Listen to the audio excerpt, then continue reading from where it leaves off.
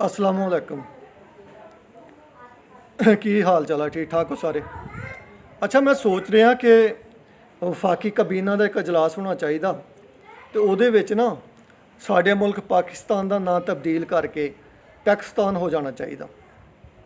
Tax ही इन्ने हो गए आ साढ़े मुल्क च। कारखाने तो है नहीं, फैक्ट्रियां है नहीं, ज़राअत असीं खुद तबाह कर ली तो साढ़े कोल हुण इक्को चीज़ बची आ, वो हैगी टैक्स। असीं अपने मुल्क नूं पेट्रोल के टैक्स ते, डीजल के टैक्स ते, फोन के टैक्स ते, बिजली के टैक्स ते, गैस के टैक्स ते चला रहे हैं। साढ़े कोल होर कोई जिहड़ा ना आमदनी है नहीं मुल्क की। मादनियात असीं नहीं कट सकते मुल्क दियां, मुल्क के जो वसाइल आ उन्होंने असीं इस्तेमाल नहीं कर सकते। साढ़े कोल कुछ नहीं हैगा, लिहाजा एको ही तरीकाकार अख्तियार किया गया भी टैक्स ला दो हर चीज़ ते। ये डिमांड वधदी जाए, पिछों टैक्स वधाई जाओ। अल्लाह अल्लाह तो खैर सल्ला। हुण तुसीं नवीं गल सुनी होनी आ भी वो कबरां ते भी टैक्स लग्या करूगा। हाँ जी, जिहड़ा वड्डा बंदा होएगा उसदी कबर ते 1500 रुपया टैक्स लगूगा तो जिहड़ा छोटा होएगा उसदी कबर ते 1000 रुपया टैक्स लगूगा। इदां साडे मुल्क दी पूरी नहीं पैनी। ऐसे सूरत पूरी पै सकती है कि जिहड़े कबरस्तान आ उन्हां ते भी टैक्स लाया जाए। तो जिहड़े गरीब बंदे आ, चलो अमीर बंदा तो कबरां दा टैक्स भर लूगा, तो जिहड़े गरीब बंदे आ वो की करनगे? अगर आही नौबत रही ना तो थोड़े सालों तक लोगों ने अपने जिहड़े आ ना वो गरीबी जिहड़ी है, गरीबी तो तुहानूं पता वा भी दीन तो दूर कर दिंदी है। फिर लोगों ने पता की करिया करना, उन्हें कहना यार कब्रिस्तान 'च दफनाने अपने मुर्दियां नूं, अपने मैयतां नूं, ते सानूं जिहड़ा ना टैक्स भरना पैंदा। इहदे नालों बेहतर है हिंदुआं की तरह ना असीं भी अपने मुर्दे जिहड़े जला दिया करिए। आ ना होवे मुसलमान जिहड़े डरदे होए कब्रिस्तानां दा रुख ही ना करन ते अपनियां जिहड़ियां मैयतां वां उन्हां नूं दफनाना जलाना शुरू कर देण। अजे टैक्स आ ना कब्रिस्तान ते टैक्स की तुक बनदा कब्रिस्तान ते टैक्स लाउण दा।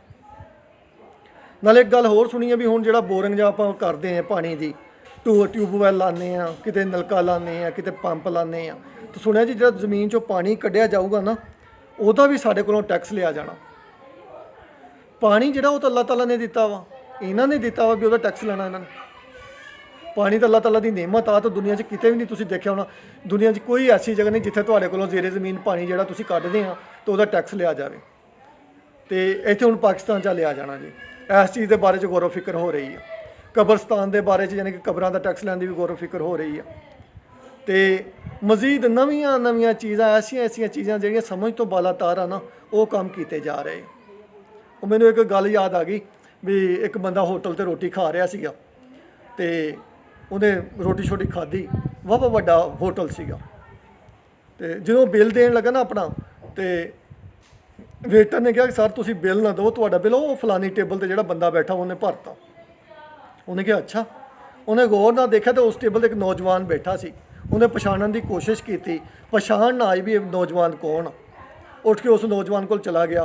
उन्हें कहता भी नौजवान बेटा मैंने तेन पछाणिया नहीं, तू कौन, तू मेरा बिल भरता, लिहाजा मैनू भी पता होना चाहिए भी तू कौन। उन्हें कहा सर तुसीं मिनिस्टर हो ना? उन्हें कहा हाँ जी मैं मिनिस्टर हाँ।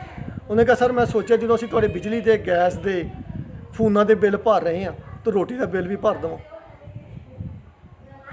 हाँ जी, असीं भाई इन्हां दे सारे बिल तो भर रहे हैं।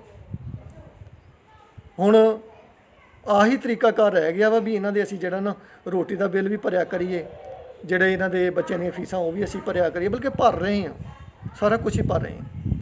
तो मजीद हुण जिहड़ा ना इंतज़ार करो। बिजली आज इन्होंने 7 रुपये फी यूनिट फिर महंगी करती है, पहले किहड़ा सस्ती सीगी। तो कबरां ते भी टैक्स लाण लगे आ, बोरिंग पानी ते भी टैक्स लाण लगे आ। तो मजीद देखो किहड़ी चीज़ ते टैक्स लांदे आ।